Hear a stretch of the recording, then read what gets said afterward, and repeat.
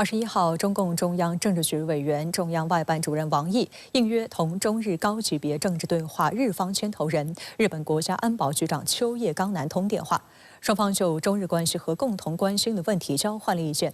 与此同时，日本海上自卫队的加贺号护卫舰正在美国加州进行航母化测试，美军 F-35B 战机已在该舰上完成首次降落。此举释放了哪些信号？来看报道。王毅在同秋叶刚男的通话中强调，中方对日政策保持连续性、稳定性，愿继续按照中日4个政治文件确立的原则和方向，推动中日关系健康稳定发展。希望日方尊重中方核心利益，恪守一个中国承诺，同中方相向而行，坚持中日互为合作伙伴、互不构成威胁的定位，坚持相互支持对方的和平发展，维护巩固双边关系政治基础，为两国各领域合作注入新的活力，为地区和平稳定做出中日贡献。秋叶刚男表示，日本坚持致力于全面推进日中战略互惠关系，构建建设性稳定的日中关系，愿同中方一道着眼两国关系发展大局，维护当前双边关系发展势头，开展方向性、战略性对话，对外释放更多积极信号。双方同意将继续用好中日高级别政治对话机制，保持经常性沟通。王毅强调，中日要坚持互不构成威胁的定位，实际上也就是日本近期一系列安保动向发出提醒。当地时间19号，日本防卫大臣中谷元和美国防长奥斯汀在意大利那不勒斯进行首次面对面会谈。在会谈时，奥斯汀和中谷元同意进一步强化美日同盟的威慑力和应对能力。值得警惕的是，双方还重申了台湾海峡和平与稳定的重要性，以及扩大两国在靠近中国台湾地区的日本西南部岛屿的联合存在的目标。日媒在报道中还声称，日本提高国防预算的主要目的是应对所谓台海有事，以及中国在其他地区日益增长的所谓军事威胁。分析认为，这次会面凸显了美日之间的密切关系，尤其是在他们所谓的对抗日益自信的中国的行动方面。日本呢，它的步伐是跟 G7 基本上是同步的，他们都有共同的价值跟共同的理念，所以在这个共同价值跟理念之下，那日本自然也不可能单独的背离G7 防长会议的决议单独行之，所以未来基本上来说，它应该会这个为美国或者说是这个 G7 这样一个防长决议的这个事项去做最大服务或者说协助。与此同时，美日在具体军事运用层面的合作方面持续突破，进一步凸显美日同盟的变革。当地时间20号，在美国加利福尼亚圣迭戈近海，美军隐形战斗机 F-35B 首次在日本海上自卫队准航母加贺号上完成降落。根据美国国防部发布的消息，加贺号将进行2到3周的海上测试。在此期间，美国马里兰州帕图克森特河海军航空站的第23空中测试和评估中队的测试小组将在加贺号上完成一系列的 F-35B 上舰操作测试，包括 F-35B 的短距离起飞、垂直着陆和机载操作等。测试结果将为出云号和加贺号的后续改装提供参考依据。日本政府在2023年防卫预算中为出云号和加贺号的航母化改装拨款52亿日元。按照计划，航母化改装将分为2个阶段。第一阶段主要针对飞行甲板和起降系统，具体包括将舰首部分从梯形改为长方形，重新粉刷标识线，为甲板涂装耐高温涂层，以承受 F-35B 发动机喷射的高温气流，为 F-35B 配备滑跃起飞甲板和垂直降落辅助系统等。今年3月，加贺号已完成第1阶段改造，并前往美国进行测试；出云号则先于2021年完成第1阶段改造，并进行实机起降测试。第2阶段主要涉及舰体内部结构改造，包括机库、弹药库等空间的重新规划及航电系统的升级。具体改造方案由日本和美国讨论决定。出云号和加贺号的后续改造拟于2025年初启动，2027年3月前完工。完工后将成为搭载 F-35B 战斗机的轻型航空母舰。其实，当然，这个加贺号它完成大改装之后那这次到美国进行 F-35B 的登舰跟操演，那其实当然也就象征了这个日本在战后他们那个航空母舰真的再度的复活。那对于日本海上自卫队未来在西太平洋地区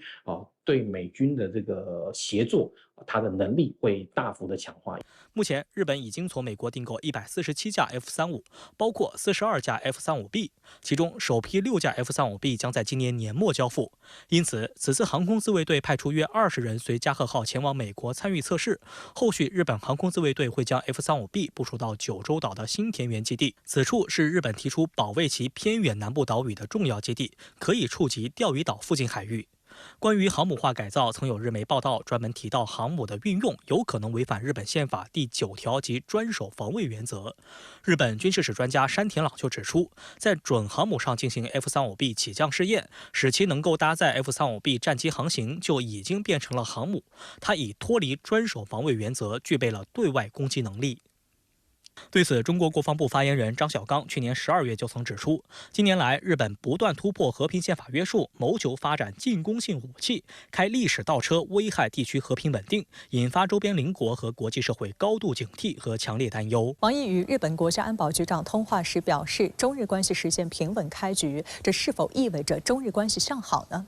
主持人好，是的，这意味着中日关系开始好转，起码意味着石破茂政府有意改善与中国的关系。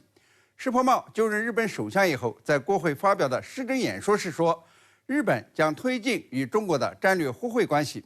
推动两国各层级之间的沟通交流，努力与中方共同的打造建设性的、稳定性的中日关系。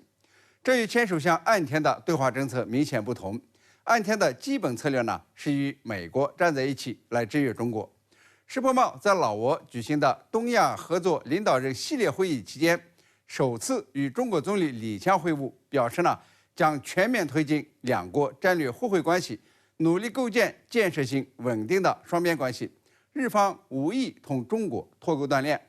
在台湾问题上呢，坚持日中联合声明所确立的立场没有改变。现在呢，王毅和秋野刚男通话，表明两国交流又进了一步。中日高级别政治对话是从2015年开始的，双方同意中日关系呢关乎两国人民根本利益，开启高级别政治对话是两国加强高层战略沟通的重大举措，有助于积累共识、管控分歧，形成中日关系稳定向好的势头。同年呢，举行了首次中日高级别政治对话。王毅同日本国家安保局局长通电话时说，双方呢将继续用好高级别政治对话机制，保持经常性沟通。这似乎预示着，只要日本在中国的核心利益上，特别是台湾问题上，能够足够尊重中国的立场，中日间呢还有更高级别的会晤，促进中日关系走向稳定，为两国各领域合作注入新的活力。王毅说，中日关系实现平稳开局，希望日本新内阁展现新气象，中日关系实现新出发，都是很积极的信号。但是，日本防卫大臣中谷元和美国防长奥斯汀会见时，仍讨论了如何应对所谓中国军事威胁。改装后的日本准航母加贺号在美国完成 F-35B 战机首次降落，那这又如何理解呢？中日关系向好，并不意味着以好败好，能够管控分歧，保持经常性的沟通和交流，不要互相对抗，就算是稳定正常。美日呢是军事同盟，他们之间在军事领域的合作会更紧密，而且呢，同时把中国视为对手，或者说潜在威胁。在这样的背景下，就不能理解美日防务官员为何总穿着一条裤子。石破茂政府有与中国推动战略互惠的愿景，但同时呢，也有提防中国军事力量的策略，在不断突破和平宪法约束，谋求发展进攻性武器，成为亚洲军事强国方面，石破茂和岸田、安倍都是一脉相承的。他们总是通过散布虚假叙事，通过渲染所谓中国军事威胁，来为自身扩军强武制造借口。实际上呢，给亚太地区带来安全威胁和军事威胁。他们的伎俩在这次就表现得淋漓尽致。先呢是美日防长会面，说近日在日本周边的军事行动，两人呢都有强烈的危机感。接下来呢就发生改装的加贺号准航母上美制的先进战机 F-35B 首次起降的事儿。实际上呢，这不是美国舰载战斗机第一次降落日本准航母。2021年 F-35B 战机呢就在出云号准航母上降落过。日本自卫队有不能建造航母的法律限制，但是日本不说呢是航母，而是说成是多用途护卫舰，企图蒙混过关。虽然加贺号、出云号的航母化还有一段路要走，形成战斗力呢也不太容易，但是日本自卫队已经脱离了专守防卫原则，具备了对外进攻的能力。